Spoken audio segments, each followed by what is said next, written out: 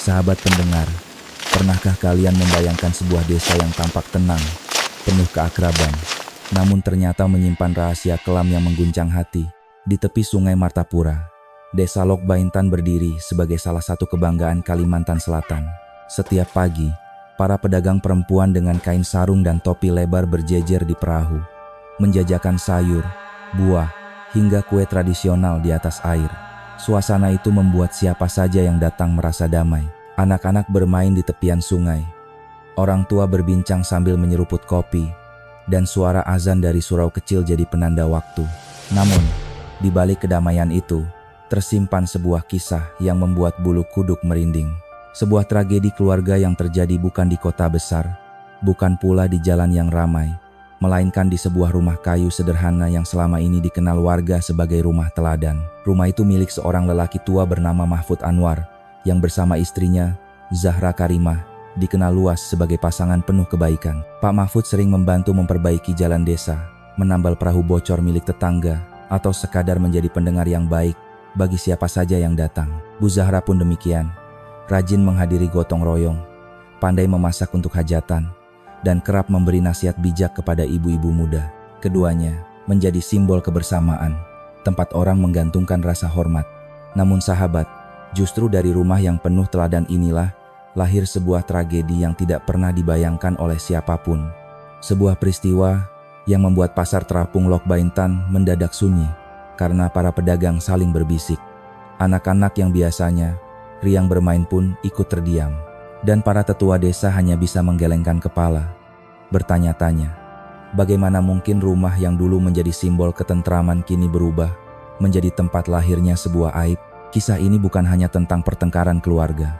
Lebih dalam dari itu, ini adalah kisah tentang bagaimana bara kecil yang tak segera dipadamkan bisa berubah menjadi api besar yang melalap habis segalanya. Bara yang lahir dari kata-kata tajam, sikap diam, dan perasaan tak pernah dianggap. Dan malam itu, di tengah gema takbir Idul Adha, bara itu akhirnya meledak, mengubah wajah sebuah keluarga, dan meninggalkan luka yang sulit disembuhkan. Di Desa Lok Baintan, nama Pak Mahfud Anwar dan istrinya Bu Zahra Karimah bukanlah nama yang asing. Hampir semua warga mengenal mereka, bukan karena harta yang melimpah atau kedudukan yang tinggi, melainkan karena kebaikan hati yang tulus mereka tunjukkan selama puluhan tahun. Pak Mahfud, seorang laki berusia lebih dari 60 tahun, tubuhnya mulai membungkuk, rambutnya memutih, namun senyumnya selalu ramah. Sehari-hari, ia masih rajin menyusuri jalan setapak desa dengan langkah pelan, menyapa siapa saja yang ditemuinya. Jika ada perahu bocor, ia dengan sukarela membantu menambalnya. Jika jalan tanah berlubang karena hujan, ia ikut turun tangan dalam gotong royong memperbaikinya. Sementara itu, Bu Zahra dikenal sebagai sosok perempuan yang tegas namun penuh kasih. Ia sering diminta bantuan ketika ada hajatan, entah memasak di dapur umum, menyiapkan sambal khas Banjar, atau sekadar memimpin doa kecil sebelum acara dimulai. Para ibu muda di desa sering datang kepadanya, meminta nasihat tentang cara mendidik anak, mengatur keuangan rumah tangga, atau menjaga keharmonisan keluarga. Bu Zahra selalu menyambut mereka dengan wajah tenang, memberikan jawaban sederhana, namun penuh makna. Bagi warga, rumah kayu mereka yang berdiri di tepi Sungai Martapura bukan sekadar tempat tinggal, melainkan sebuah simbol. Simbol tentang bagaimana hidup sederhana bisa tetap bermartabat. Ketika musim panen tiba, Pak Mahfud tidak segan membagi hasil sawahnya kepada janda tua atau keluarga miskin. Rezeki itu titipan Allah, katanya pelan setiap kali menyerahkan beras dalam karung kecil. Dan ketika ada anak-anak yatim yang butuh bantuan membeli seragam sekolah, Bu Zahra sering diam-diam menyelipkan uang di kantong kecil, tanpa ingin disebut dermawan. Maka tidak heran bila keluarga Mahfud dianggap panutan. Anak-anak muda menghormati mereka, para tetua desa mempercayai pendapat mereka, dan bahkan pedagang pasar terapung sering menitipkan salam ketika bertemu. Kehidupan pasangan ini tampak nyaris sempurna, rukun, sederhana, dan penuh berkah. Namun, sahabat pendengar, di balik keharmonisan yang tampak dari luar, ada satu hal yang membuat keluarga ini tampak semakin istimewa, yakni putra mereka, Rizal Fadli.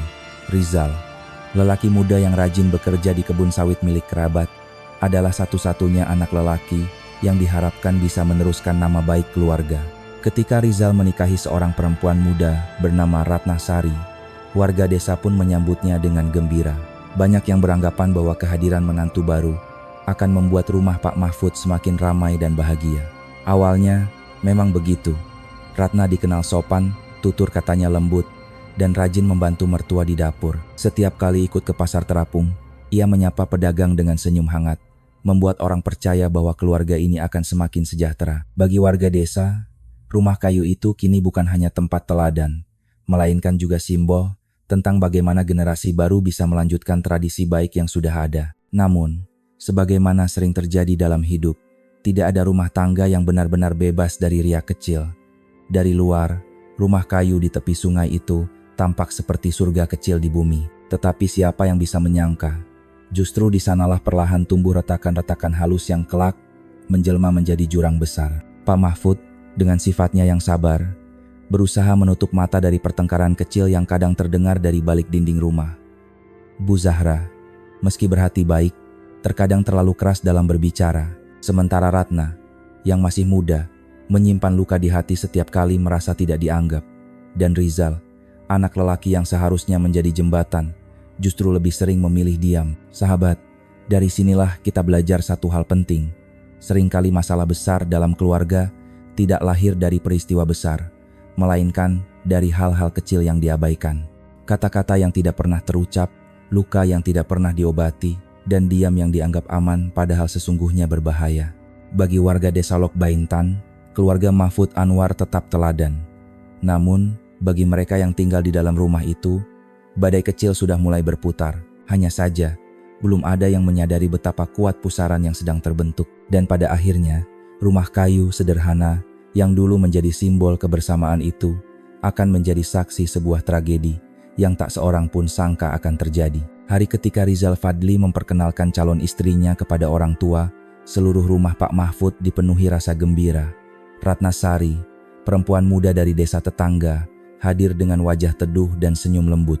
Tubuhnya mungil, tutur katanya halus, dan matanya menunduk sopan setiap kali berbicara.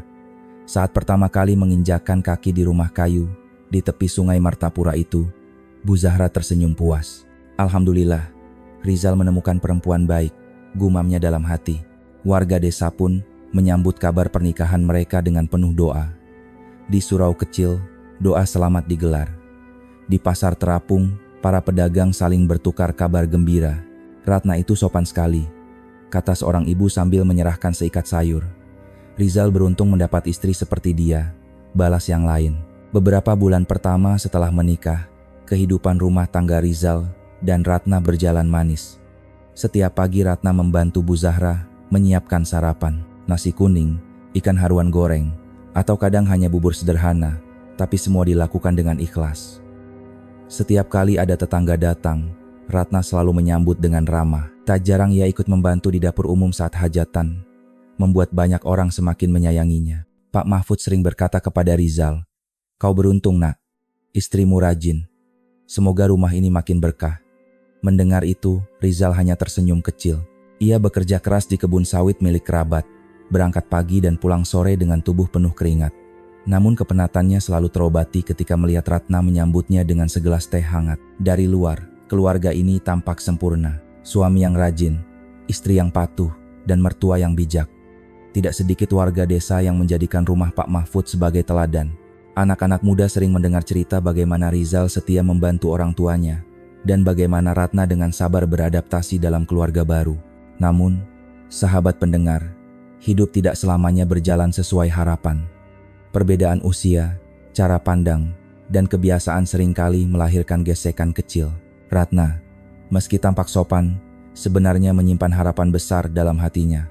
Ia ingin mandiri, ingin berbuat lebih, tidak hanya sekadar menjadi menantu yang patuh. Sementara Bu Zahra, dengan pengalamannya, memandang bahwa rumah tangga harus dijalani dengan cara lama, sabar, hemat, dan tidak banyak keinginan. Pada awalnya, perbedaan itu tidak kentara. Ratna memilih diam setiap kali merasa tersinggung. Bu Zahra pun menganggap semua baik-baik saja. Namun, seiring waktu, kata-kata kecil yang diabaikan mulai berubah menjadi beban. Ratna ingin sekali membuka usaha kecil, menjual kue basah di depan rumah, tetapi idenya dianggap terlalu berisiko. Ia ingin membantu suaminya, tapi justru sering dipandang ceroboh. Rizal, suaminya, memilih jalan aman. Diam. Ia tidak ingin menyinggung hati ibunya, juga tidak ingin menyakiti hati istrinya. Baginya, kerja keras di kebun sudah cukup. Masalah rumah, biarlah reda dengan sendirinya. Sayangnya, sahabat, sikap diam itu bukan obat, melainkan racun yang perlahan menyebar. Tetangga kadang mendengar suara debat lirih dari dalam rumah. Bu Yati, yang sering datang membantu di dapur, suatu kali berkata pada Pak Umar, "Aku sering dengar suara tinggi dari rumah Pak Mahfud malam-malam. Semoga tidak jadi besar." Pak Umar hanya menghela napas. Kalau api kecil tidak dipadamkan, bisa meluas, Bu. Memang benar. Dari luar, Ratna masih terlihat sebagai menantu yang manis.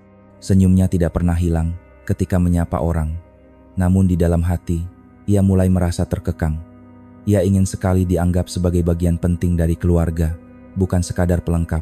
Sementara Bu Zahra merasa kewajiban sebagai ibu adalah menjaga rumah tangga tetap lurus, tidak terjerat hutang, tidak terjerumus dalam kesalahan. Dua hati itu sama-sama keras, sama-sama punya niat baik, tapi berjalan di jalan yang berbeda. Pak Mahfud melihat semuanya dengan hati resah. Ia sering duduk di beranda, memandang aliran sungai Martapura yang tenang, sambil bertanya-tanya, sampai kapan rumah ini bisa bertahan? Ia mencoba menasihati Ratna dengan suara lembut, mencoba menenangkan Zahra dengan sabar, namun seperti air jatuh di atas batu panas, semua cepat menguap. Sahabat, dari sinilah kisah tragis itu mulai mengambil bentuk. Sebuah keluarga teladan yang dulu dikagumi banyak orang, kini perlahan berdiri di tepi jurang yang tidak terlihat. Jurang yang semakin lama semakin lebar, menunggu waktu untuk menelan segalanya. Beberapa tahun setelah pernikahan Rizal dan Ratna, suasana di rumah kayu tepi sungai Martapura tidak lagi seindah dulu. Awalnya, semua berjalan baik. Ratna masih rajin membantu Bu Zahra di dapur, bahkan belajar memasak resep gulai ikan haruan yang terkenal di keluarga. Namun, seiring waktu, riak-riak kecil mulai muncul, seperti arus sungai yang diam-diam menggerus tepiannya. Pertengkaran itu sering berawal dari hal sepele. Suatu siang, Bu Zahra menegur Ratna karena lauk yang dimasaknya terlalu asin. "Kalau memasak itu harus hati-hati, Nak. Jangan sembarangan," katanya dengan nada tegas. Ratna tersenyum kaku, mencoba menahan perasaan, meski hatinya perih. Ia merasa sudah berusaha sebaik mungkin, tapi tetap dianggap salah. Di kesempatan lain, masalah muncul karena cara mengasuh cucu. Ratna membiarkan anaknya bermain di halaman sambil tertawa bebas. Sementara Bu Zahra mengingatkan, "Jangan biarkan terlalu lama di luar, nanti sakit." Lagi-lagi, maksudnya baik, tetapi bagi Ratna, ucapan itu terdengar seperti kritik yang tak ada habisnya. Hal serupa terjadi di dapur. Ratna terbiasa membersihkan rumah dengan caranya sendiri, lebih cepat dan praktis. Tapi Bu Zahra ingin semuanya dilakukan sesuai tradisi lama. Beras dicuci 3 kali, panci disusun dengan aturan. Bahkan cara menumbuk sambal pun ada tekniknya. "Kalau tidak begini, rasanya tidak enak," ucapnya. Ratna hanya mengangguk, tapi dalam hati ia merasa terkekang. Sahabat pendengar, mungkin bagi orang luar semua itu tampak wajar. Bukankah hubungan mertua dan menantu memang sering penuh gesekan? Namun, bayangkan bila gesekan kecil itu terjadi hampir setiap hari, menumpuk sedikit demi sedikit, lalu tidak pernah benar-benar diselesaikan. Apa yang terjadi? Ia berubah menjadi bara dalam hati. Rizal, sang suami, lebih sering memilih diam. Ia pulang kerja dari kebun sawit dengan tubuh letih, lalu enggan menengahi ketika melihat istrinya dan ibunya berdebat. Besok pasti reda, pikirnya. Tapi justru sikap diam itu yang memperparah keadaan. Ratna merasa sendirian, sementara Bu Zahra menganggap anak lelakinya tidak berpihak padanya. Pak Mahfud dengan sifatnya yang sabar, berulang kali mencoba menenangkan. Ia berkata kepada istrinya, "Mak, jangan terlalu keras pada Ratna. Dia masih muda, belum banyak pengalaman." Lalu kepada Ratna, ia berkata, "Nak, sabarlah. Ibu itu niatnya baik, meski caranya keras. Sayangnya, nasihat itu seperti embun pagi, sejuk sejenak, lalu menguap begitu saja." Lama-kelamaan, suara pertengkaran mulai terdengar jelas, hingga ke telinga tetangga. Bu Yati, yang sering membantu di dapur, pernah berbisik kepada Pak Umar, "Aku sering dengar mereka ribut malam-malam, tidak enak kalau begini terus." Pak Umar hanya menghela napas. Kalau api kecil tidak segera dipadamkan, bisa melalap rumah. Kata-kata itu seakan ramalan yang perlahan mendekati kenyataan. Di luar, keluarga Mahfud masih tampak sebagai teladan.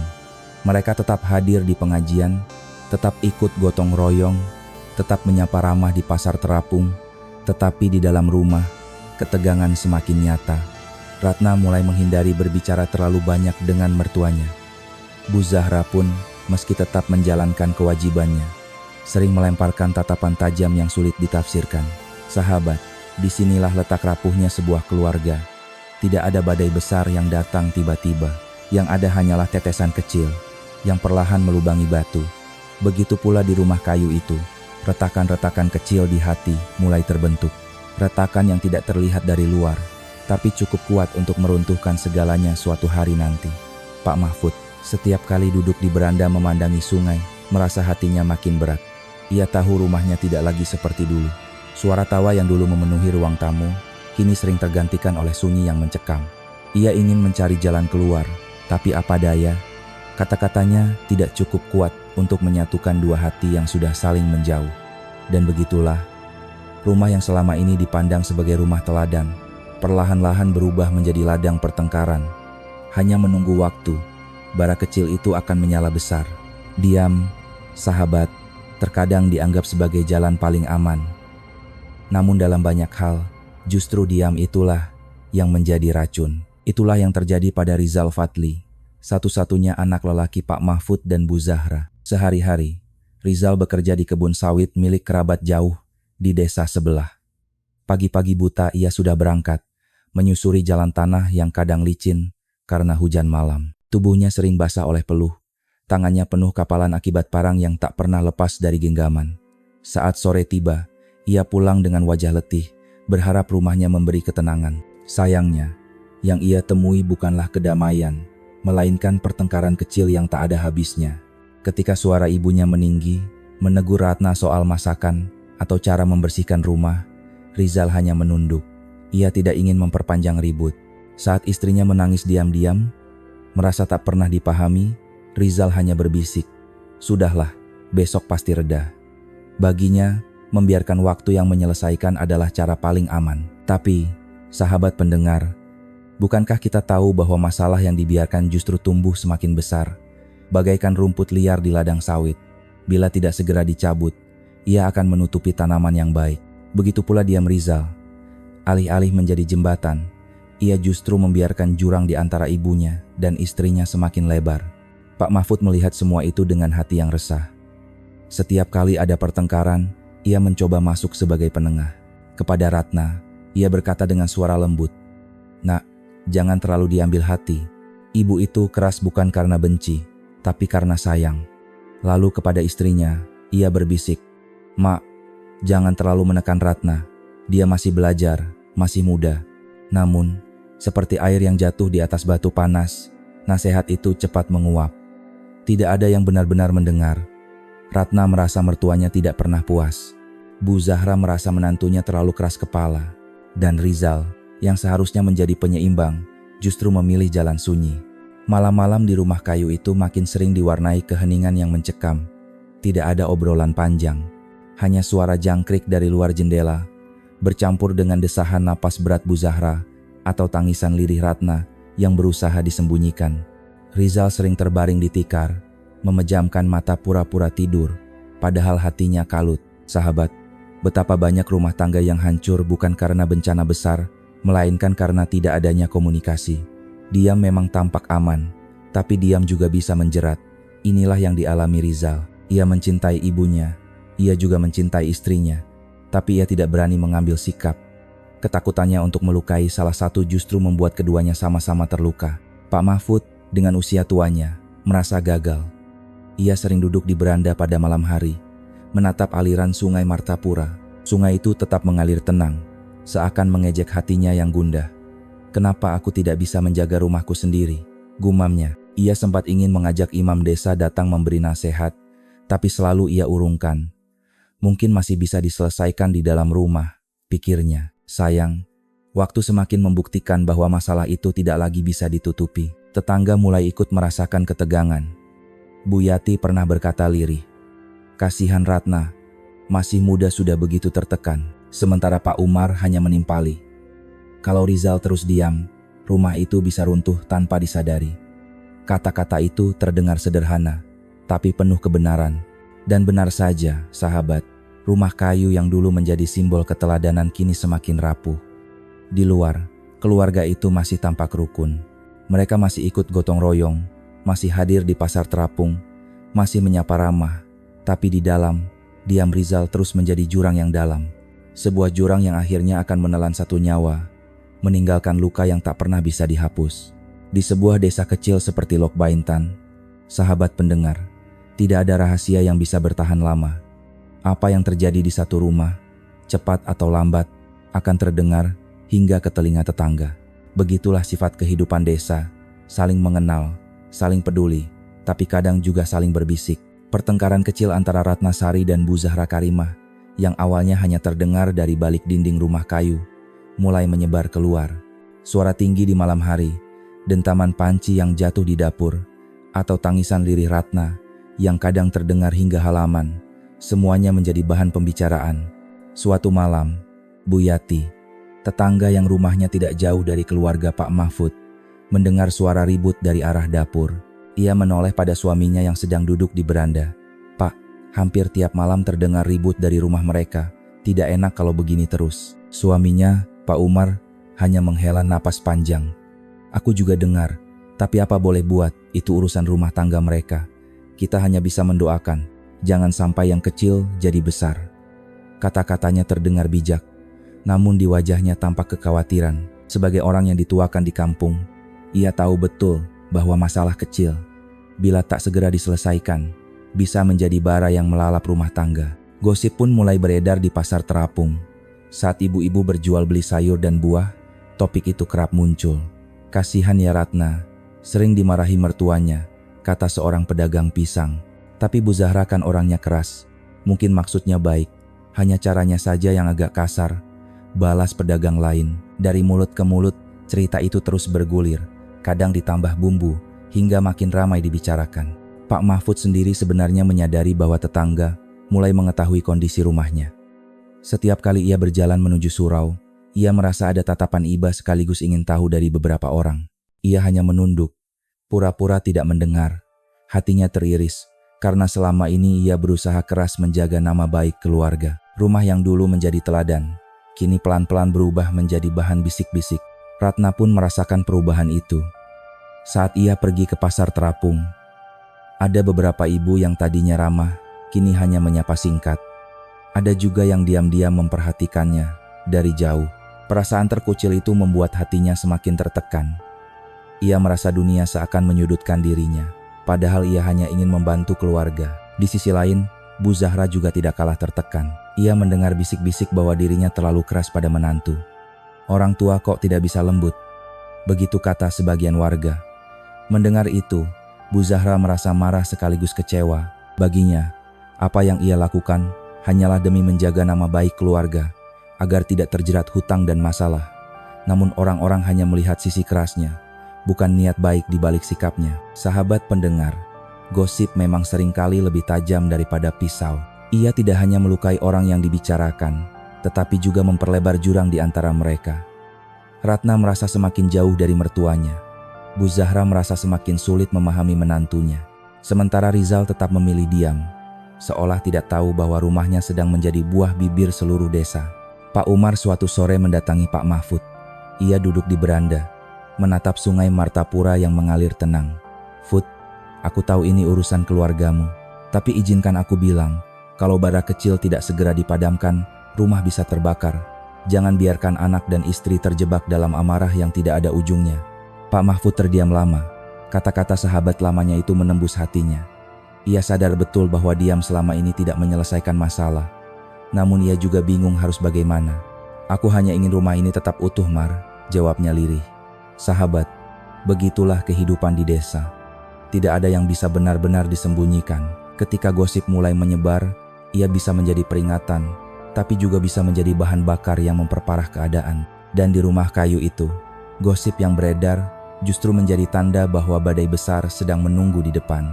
Sahabat pendengar, dalam kehidupan rumah tangga, wajar bila seorang istri ingin membantu suami mencari rezeki.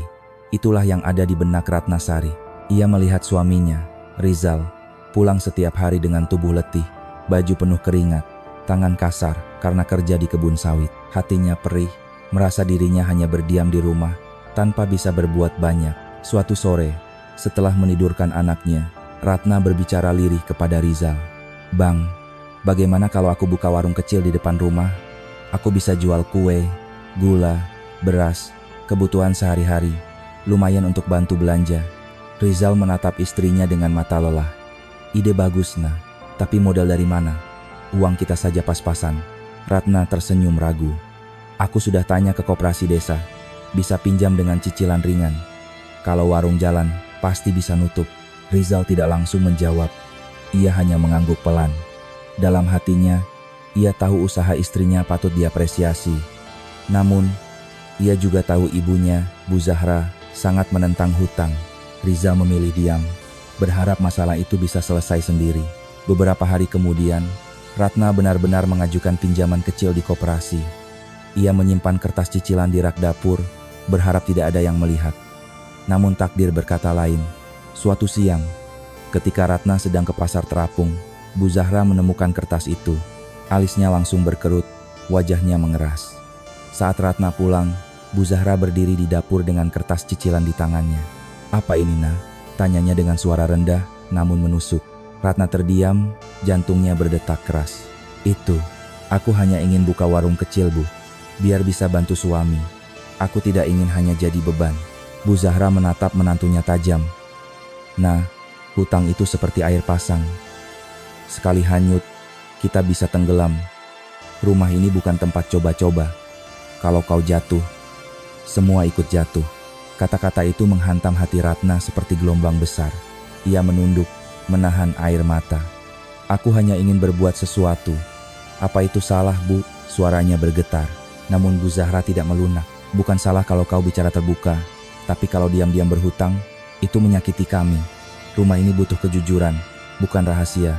Sahabat pendengar, pertengkaran sore itu menjadi titik awal api yang membakar lebih besar. Ratna merasa niat baiknya selalu dipandang salah. Sementara Bu Zahra merasa menantunya tidak tahu diri, berani mengambil keputusan tanpa musyawarah. Dua hati itu sama-sama keras, saling berhadapan tanpa ada yang mau mengalah. Rizal, seperti biasa, memilih jalan aman. Malam itu, ia mencoba menenangkan dengan suara datar. "Sudahlah, besok pasti reda." Tapi ucapan itu hanya membuat Ratna semakin kecewa. Ia merasa tidak punya sekutu. Air matanya jatuh tanpa henti malam itu, sambil berbisik, "Kenapa tidak ada yang mau mendengar aku?" Pak Mahfud, yang melihat istrinya gelisah dan menantunya murung, hanya bisa menarik napas panjang. Ia tahu masalah ini lebih serius daripada sekadar masakan asin atau cucu main terlalu lama. Ini menyangkut harga diri, kepercayaan, dan masa depan keluarga. Ia ingin menengahi, tapi setiap kali bicara, suaranya tenggelam di antara amarah dua perempuan yang berbeda generasi. Sahabat, seringkali kita lupa bahwa niat baik tidak selalu dipahami dengan cara yang sama. Ratna ingin membantu, tapi caranya dianggap salah. Bu Zahra ingin menjaga, tapi sikapnya terasa menekan. Dan di tengahnya, Rizal hanya diam, berharap waktu bisa menjadi obat. Padahal waktu tidak menyembuhkan luka, jika luka itu tidak pernah benar-benar dirawat. Sejak hari itu, dapur rumah Pak Mahfud menjadi tempat paling tegang. Setiap kali memasak bersama, Bu Zahra kerap mengomentari cara Ratna bekerja. "Jangan begitu, Nah, nanti gosong. Pisau jangan dipakai sembarangan." Bagi orang luar, mungkin itu nasihat biasa. Tapi bagi Ratna, itu seperti kritik tanpa henti. Dan setiap kali teguran itu datang, hatinya terasa semakin sempit. Ia menahan kata, menahan amarah. Tapi bara kecil terus menyala di dalam dada. Bara yang kelak, pada malam tertentu, akan meledak menjadi api besar yang menghanguskan segalanya. Sahabat pendengar, Idul Adha biasanya menjadi momen penuh kebahagiaan di desa Lok Baintan. Suara takbir menggema dari surau kecil. Anak-anak berlarian membawa obor bambu, dan aroma sate kambing mulai tercium dari dapur warga. Namun, di rumah kayu keluarga Pak Mahfud, suasana yang seharusnya hangat justru berubah dingin. Sejak terbongkarnya kertas cicilan dari koperasi, hubungan antara Ratna Sari dan Bu Zahra makin memburuk. Tatapan mereka tidak lagi ramah. Kata-kata yang keluar sering tajam. Dan setiap kali Rizal pulang kerja, Ia merasakan ketegangan yang menekan dadanya. Suatu sore menjelang Idul Adha, Ratna mencoba bicara baik-baik. Ia memberanikan diri mendekati mertuanya di dapur. Dengan suara pelan, ia berkata, "Bu, aku sudah setor sebagian cicilan. Sisanya besok aku tutup dari uang dagangan kecil. Insya Allah tidak lama, Bu. Aku hanya ingin meringankan beban suami." Bu Zahra berhenti menumbuk bumbu gulai. Alu kayu besar itu ia letakkan dengan suara keras di meja. Keringat mengalir di pelipisnya, matanya menatap lurus ke arah Ratna. "Kenapa baru sekarang kau bicara, Nah? Kenapa selalu ada rahasia? Rumah ini butuh keterbukaan, bukan sembunyi-sembunyi." Ratna menunduk, suaranya bergetar. "Aku tidak ingin merepotkan, Bu. Aku hanya ingin mencoba sendiri dulu." "Oh." Namun, jawaban itu justru membuat Bu Zahra semakin tersinggung. "Rumah ini bukan tempat untuk mencoba-coba, Nah. Kalau kau jatuh, semua ikut jatuh. Kau pikir aku tidak lelah menjaga nama baik keluarga ini? Orang desa selalu melihat kita. Sekali salah langkah, harga diri bisa hancur." Kata-kata itu membuat dada Ratna panas. Ia merasa seakan-akan dirinya hanya beban. Dengan suara terbata, ia berkata, "Aku pun lelah, Bu. Aku ingin dianggap bagian dari keluarga, bukan anak kecil yang selalu salah." Suasana dapur mendadak senyap, hanya suara panci mendidih yang terdengar. Rizal masuk, melihat wajah istrinya memerah dan ibunya yang bergetar. Ia mencoba menenangkan. "Sudahlah, jangan ribut. Besok kita bicarakan baik-baik." Tapi ucapannya terlalu tipis, tidak mampu meredakan badai. Malam itu, Ratna duduk sendiri di kamar. Dari jendela kecil, ia menatap sungai Martapura yang gelap. Air mengalir deras, memantulkan cahaya bulan setengah. Dalam hatinya ia berulang-ulang membisikkan kalimat, "Aku juga berhak didengar. Aku juga berhak bicara." Kata-kata itu berputar-putar seperti gema yang tidak pernah berhenti. Di ruang lain, Pak Mahfud mencoba menenangkan istrinya. "Mak, sabarlah sedikit.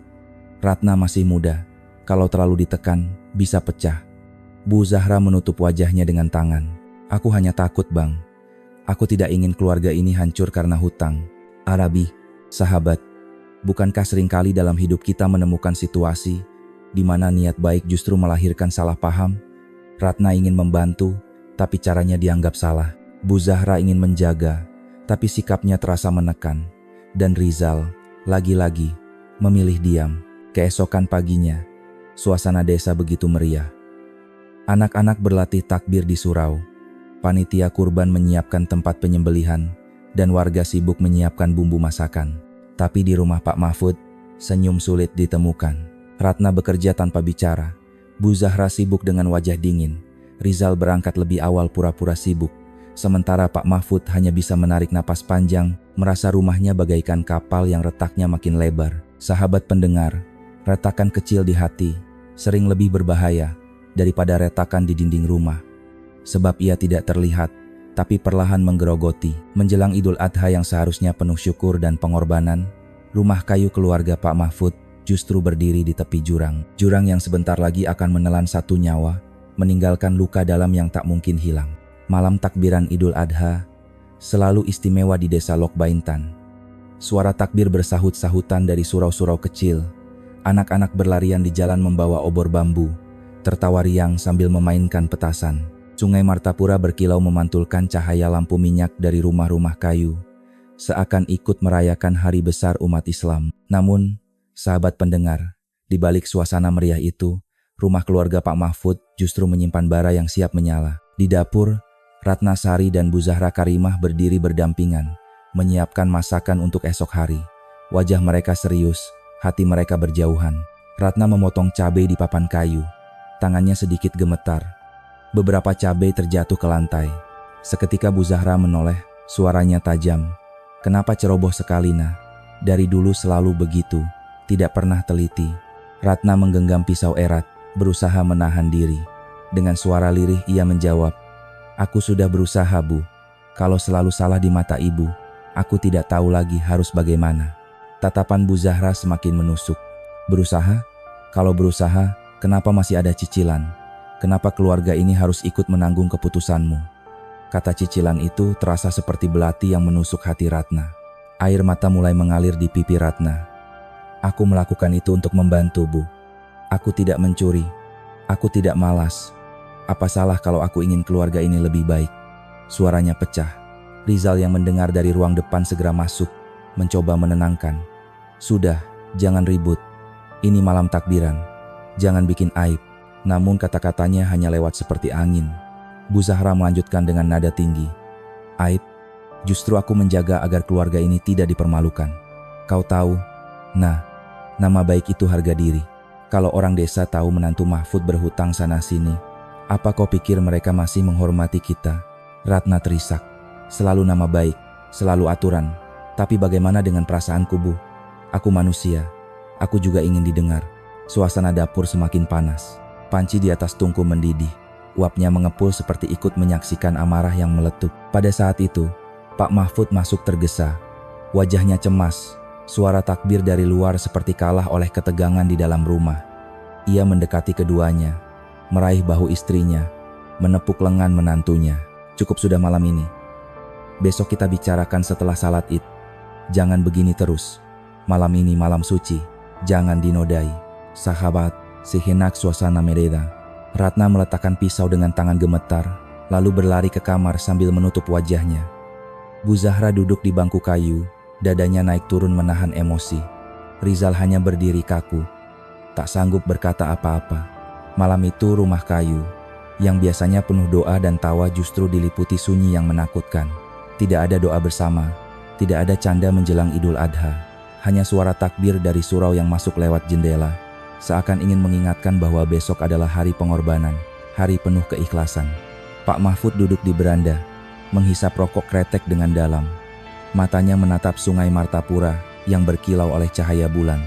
Dalam hatinya ia berdoa, Ya Allah, jangan biarkan rumah ini runtuh. Redakanlah amarah, lembutkanlah hati mereka. Sahabat pendengar, malam takbiran itu menjadi tanda. Bara yang selama ini terpendam sudah mulai menyalakan api. Memang, untuk sementara Pak Mahfud berhasil meredakan, tapi api itu tidak padam. Ia hanya menunggu waktu untuk menyala lebih besar. Pagi Idul Adha di desa Lok Baintan selalu penuh warna, sahabat pendengar. Udara masih lembut dengan embun tipis yang menempel di daun padi.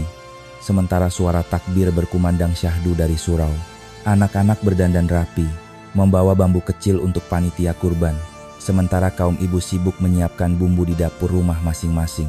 Dari luar, rumah kayu keluarga Pak Mahfud Anwar tampak seperti rumah-rumah lain.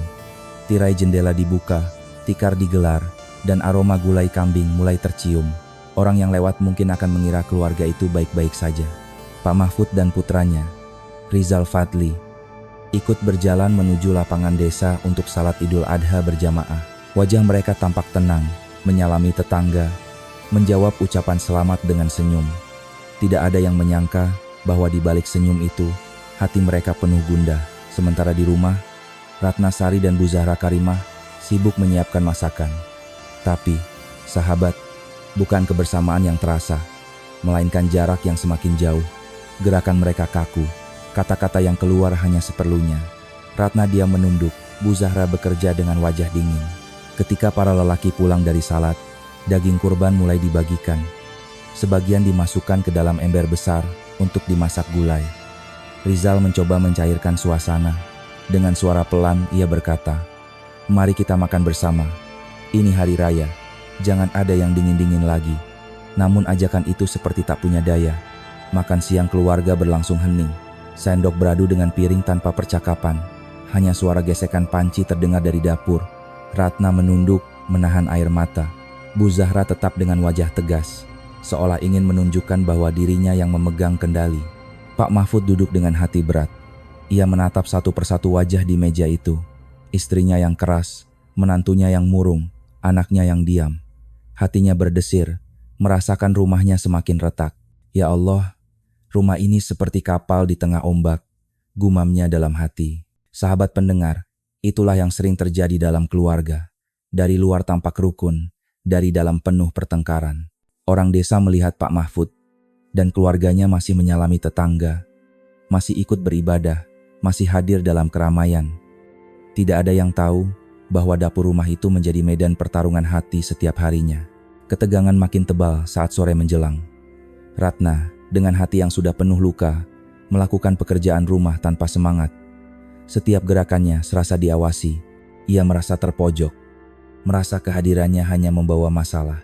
Sementara Bu Zahra, meski hatinya juga capek, tetap bersikap keras.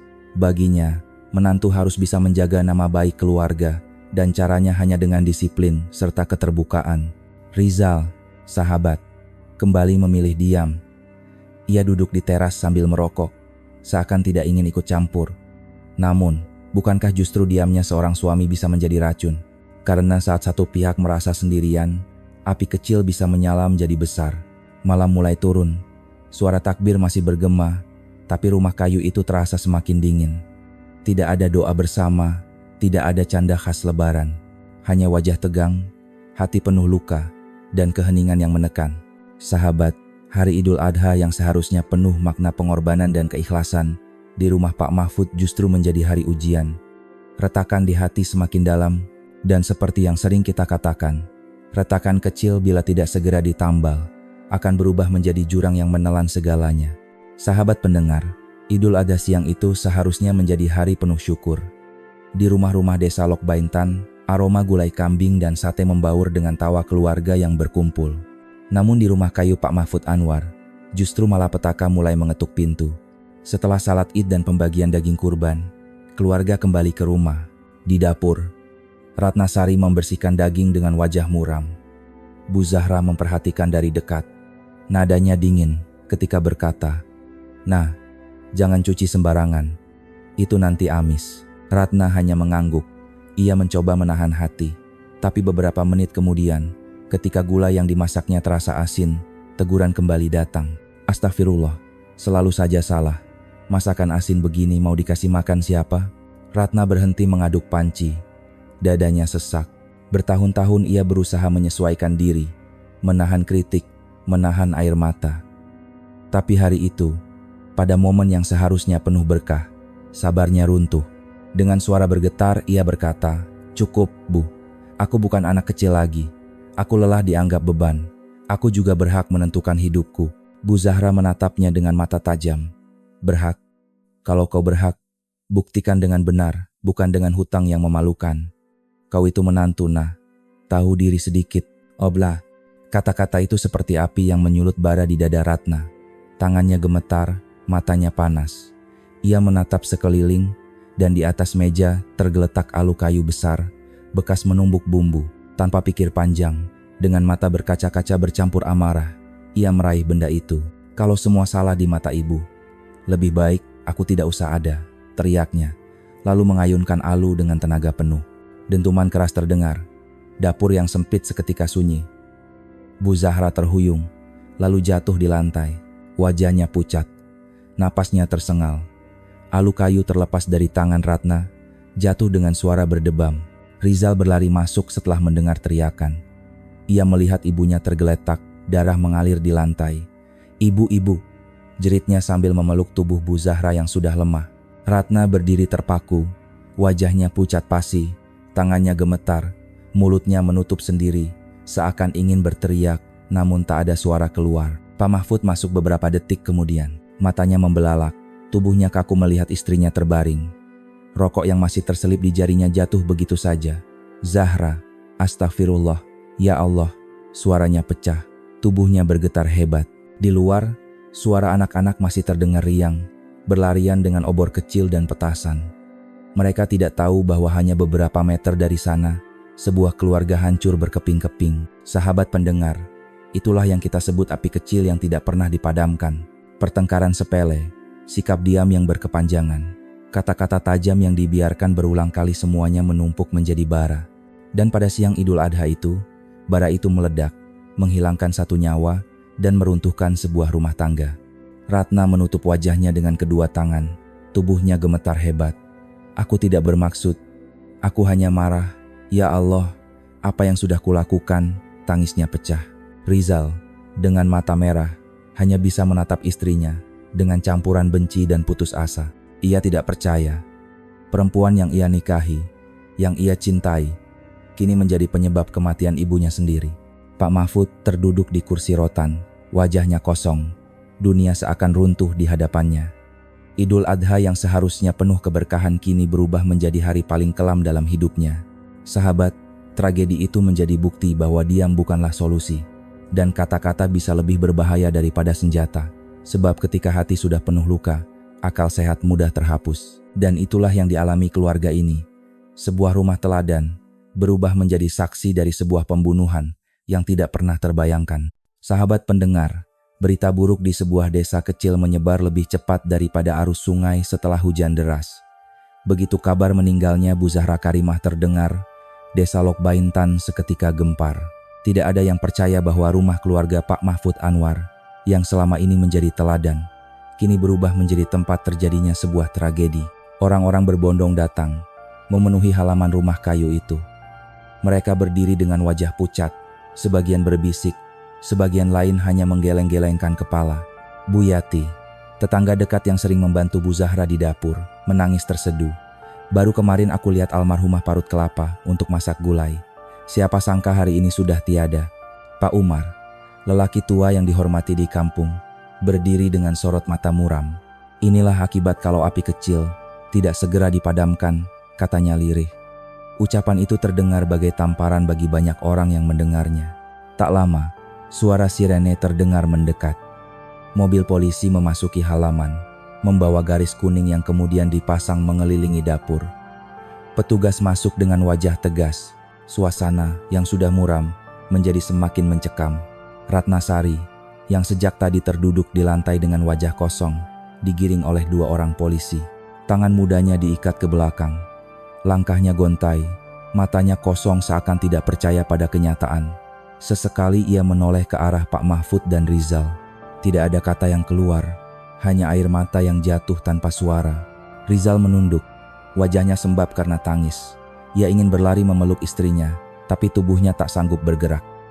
Di satu sisi, ia marah, kecewa, bahkan benci. Di sisi lain, hatinya hancur melihat ibu dari anak-anaknya dibawa pergi dengan tangan terikat. Pak Mahfud hanya duduk di beranda, memegangi kepala dengan kedua tangannya. Pandangannya kosong ke arah sungai Martapura yang terus mengalir, seakan mengejek duka yang menimpa keluarganya. Ya Allah, rumah ini hancur seketika, bisiknya dengan suara yang hampir tidak terdengar. Polisi membawa Ratna ke mobil tahanan. Warga desa yang berkerumun menyaksikan dengan berbagai reaksi. Ada yang mencibir, itu akibatnya kalau tidak hormat pada mertua. Ada pula yang menunduk iba. Kasihan, dia sebenarnya baik, hanya saja tak kuat menahan beban. Sahabat pendengar, begitulah manusia. Dalam tragedi, selalu ada yang cepat menghakimi, ada pula yang diam-diam bersimpati. Tapi bagi keluarga Pak Mahfud, semua itu tidak lagi penting, karena yang mereka hadapi bukan sekadar gosip, melainkan kenyataan pahit. Seorang istri telah kehilangan suaminya, seorang anak kehilangan ibunya, dan seorang menantu kini berubah status menjadi tahanan. Malam itu, rumah kayu yang biasanya dipenuhi doa Idul Adha kini sunyi.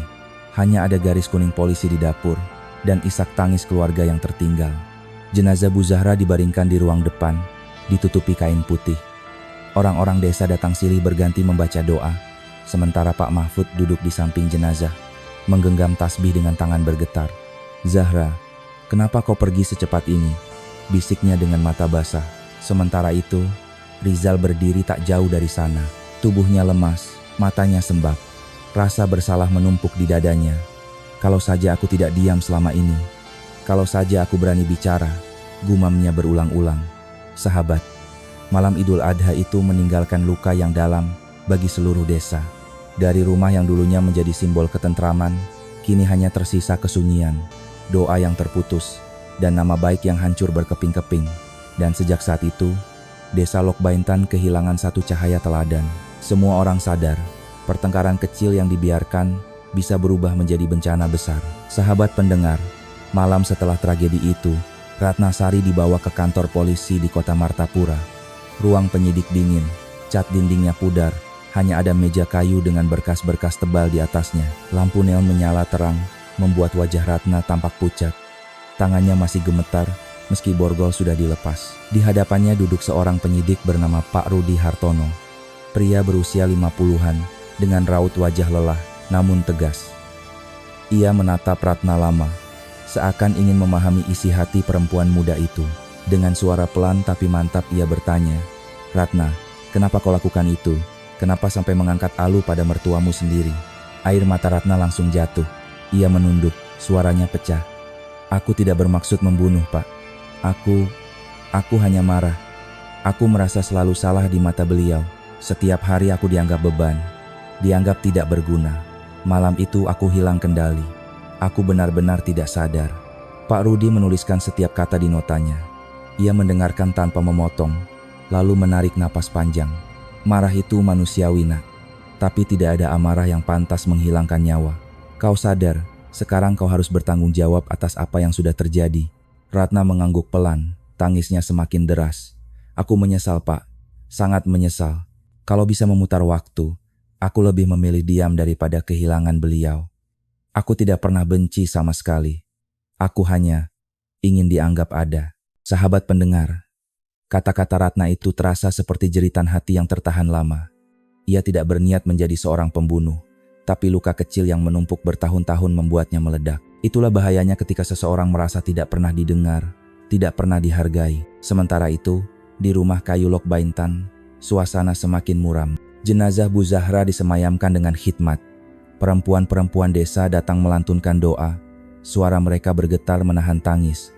Pak Mahfud duduk di samping jenazah, menggenggam tasbih. Matanya sembab, wajahnya menua seketika. Zahra, kenapa kau pergi dengan cara seperti ini? Bisiknya lirih. Rizal berdiri tak jauh. Tubuhnya lemas. Ia tidak hanya kehilangan ibunya, tapi juga istrinya yang kini ditahan polisi. Di wajahnya terpancar penyesalan yang dalam. Kalau saja aku lebih tegas. Kalau saja aku berani bicara. Gumamnya berulang-ulang. Tetangga yang datang pun ikut berkomentar. Ada yang menyalahkan Ratna. Ada pula yang menganggap Bu Zahra terlalu keras. Murni itu keras kepala, kata seorang ibu. Tapi Bu Zahra juga galak. Dua-duanya sama-sama tidak mau mengalah. Balas yang lain. Gosip semakin ramai. Seakan setiap orang ingin menambahkan bumbu pada cerita kelam itu. Sahabat, di balik setiap tragedi selalu ada bisik-bisik. Namun, tidak ada yang benar-benar tahu apa yang dialami seseorang di dalam rumahnya. Bagi Ratna, hari-harinya berubah drastis. Dari seorang istri biasa di rumah kayu, kini ia duduk di kursi besi ruang tahanan, menunggu proses hukum yang tak pernah ia bayangkan sebelumnya. Pak Rudi menutup berkas, lalu menatap Ratna dalam-dalam. Nak, kau harus kuat. Hukum akan berjalan. Tapi lebih dari itu, kau harus bertobat sungguh-sungguh. Jangan biarkan anak-anakmu hanya mengenangmu sebagai pembunuh. Tunjukkan bahwa kau menyesal dan ingin berubah. Ratna terisak, mengangguk dengan mata bengkak. Dalam hatinya, wajah Bu Zahra terus muncul. Wajah perempuan tua yang keras, tapi sesungguhnya tulus ingin menjaga keluarganya. Wajah yang kini tak lagi bisa ia temui, kecuali dalam penyesalan. Sahabat pendengar, malam itu Ratna sadar hidupnya tak akan pernah sama lagi. Satu emosi sesaat menghancurkan segalanya, keluarganya, kepercayaan masyarakat, dan masa depan anak-anaknya. Namun dari balik tangisnya, ada doa lirih. Semoga suatu hari ia diberi kesempatan untuk menebus kesalahan. Sahabat pendengar, setelah berbulan-bulan penyelidikan dan pemeriksaan, tibalah hari yang paling menegangkan. Persidangan Ratna Sari. Ruang pengadilan di kota Martapura yang biasanya sepi, hari itu penuh sesak. Warga desa datang berbondong-bondong, sebagian karena rasa ingin tahu, sebagian lagi untuk memberi dukungan moral pada Pak Mahfud Anwar dan anaknya, Rizal. Di depan ruang sidang, wartawan lokal sudah menyiapkan kamera. Gosip tentang menantu yang membunuh mertua menjadi berita besar, apalagi karena kejadiannya bertepatan dengan Idul Adha. Ketika Ratna masuk mengenakan baju tahanan oranye, suasana mendadak hening. Wajahnya tirus, matanya sembab. Ia menunduk dalam, tak berani menatap siapapun, kecuali sesekali melirik Rizal dan Pak Mahfud. Air mata jatuh begitu saja. Jaksa membacakan dakwaan dengan suara tegas, menyebutkan pasal pembunuhan dengan barang bukti alu kayu yang berlumuran darah. Ruangan terasa sesak, hati setiap orang yang hadir ikut diguncang. Hakim kemudian bertanya kepada Ratna, apakah benar kau yang melakukan? Dengan suara bergetar, Ratna menjawab, benar, Yang Mulia. Tapi aku tidak merencanakan. Aku hanya hilang kendali. Aku sangat menyesal. Tangisnya pecah, membuat beberapa orang di ruang sidang ikut terisak. Pak Mahfud duduk di barisan depan. Ia menunduk, tangannya meremas lutut, matanya basah. Dalam hatinya ia berdoa, ya Allah, aku sudah kehilangan istriku.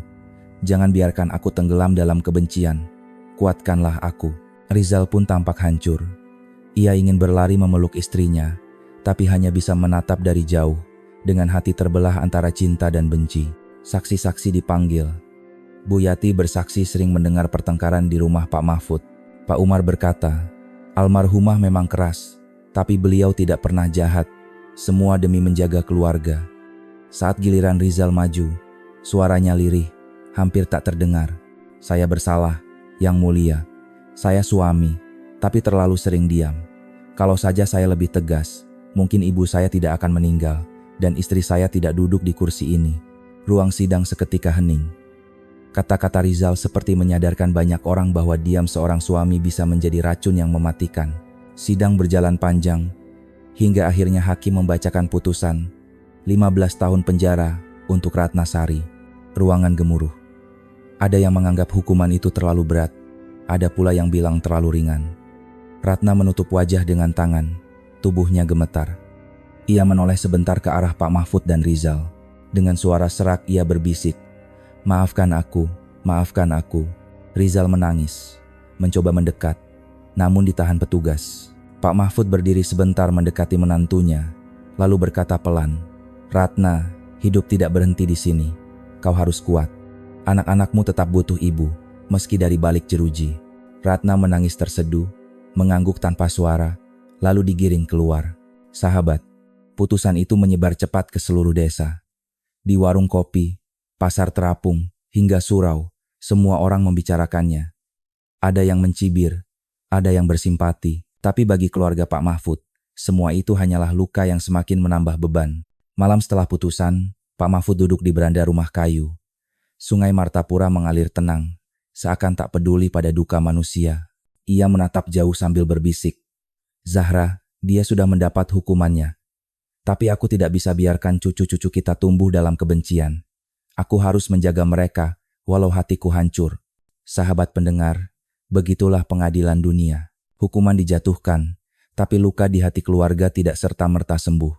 Yang tersisa hanyalah perjuangan untuk bertahan, menjaga sisa-sisa keluarga, agar tidak runtuh lebih dalam. Sahabat pendengar, setelah vonis 15 tahun dijatuhkan, kehidupan keluarga Pak Mahfud Anwar benar-benar berubah.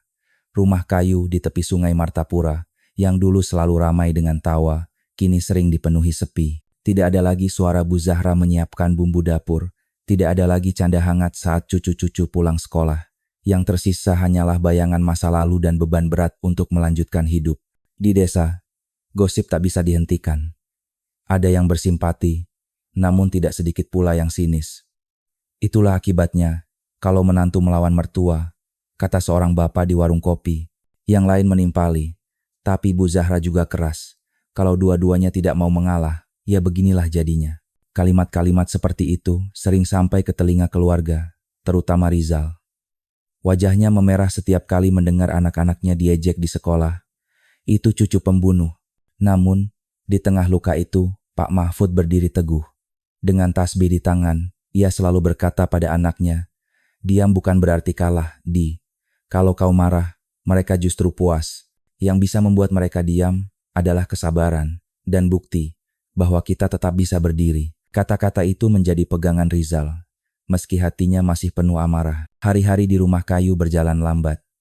Rizal bekerja keras di kebun, sementara Pak Mahfud merawat cucu-cucu. Di malam hari, mereka berkumpul di beranda, mendengar kisah masa muda kakek mereka tentang sungai Martapura yang dulu lebih jernih. Pak Mahfud sengaja menanamkan pesan moral dalam setiap cerita.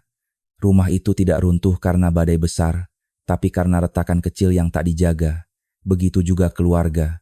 And Paino. Sahabat, dari balik jeruji besi, Ratna Sari berusaha menebus kesalahan dengan caranya sendiri. Ia mengikuti pengajian rutin, belajar mengaji lebih tekun, bahkan menulis surat panjang setiap bulan untuk anak-anaknya. Surat-surat itu selalu dibacakan Rizal di beranda, di depan anak-anak dan Pak Mahfud. Anakku, maafkan ibu. Ibu tahu ibu salah besar, tapi setiap malam ibu berdoa agar Allah mengampuni. Jangan benci ibu. Dengarkan kakekmu. Patuhi ayahmu, tumbuhlah jadi anak-anak yang baik. Ayah, setiap kali surat itu dibacakan, air mata selalu jatuh. Bagi anak-anak, mungkin belum sepenuhnya mengerti.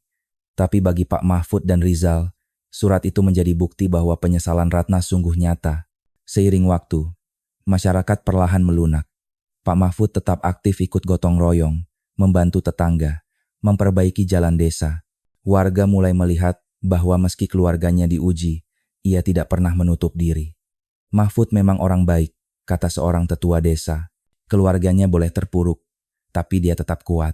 Sahabat pendengar, dari kisah ini kita belajar bahwa pertengkaran kecil, jika tidak diselesaikan, bisa menjadi jurang yang menelan nyawa. Bara kecil di dapur bisa berubah menjadi api besar yang menghancurkan rumah. Diam seorang suami, kerasnya seorang mertua, dan perasaan tertekan seorang menantu semua bercampur menjadi bom waktu. Namun kita juga melihat, dari balik tragedi, masih ada secercah harapan. Pak Mahfud memilih untuk tidak menanam benci, karena ia tahu cucu-cucunya butuh kasih sayang, bukan dendam. Rizal belajar untuk tidak lagi diam, agar suara kecil bisa mencegah rumah dari runtuh. Dan Ratna, meski terkurung, mencoba menebus dengan doa dan penyesalan. Pada akhirnya, sungai tetap mengalir. Begitu juga hidup. Luka memang tidak akan pernah hilang, tapi manusia selalu punya pilihan. Larut dalam kebencian, atau bangkit dengan kesabaran. Malam-malam di beranda rumah kayu Lok Baintan kini sering diisi dengan doa bersama cucu-cucu. Pak Mahfud berbisik pelan menatap langit. Zahra, lihatlah dari sana. Aku menjaga rumah ini sebisaku. Aku tidak bisa menghapus luka, tapi aku bisa memastikan anak cucu kita tumbuh dengan sabar, bukan dengan marah. Sahabat pendengar, semoga cerita ini menjadi pengingat bagi kita semua. Jangan biarkan masalah kecil membesar. Belajarlah mendengar, belajarlah bicara dengan hati. Karena keluarga adalah tempat pulang terakhir kita. Jangan sampai menjadi medan perang.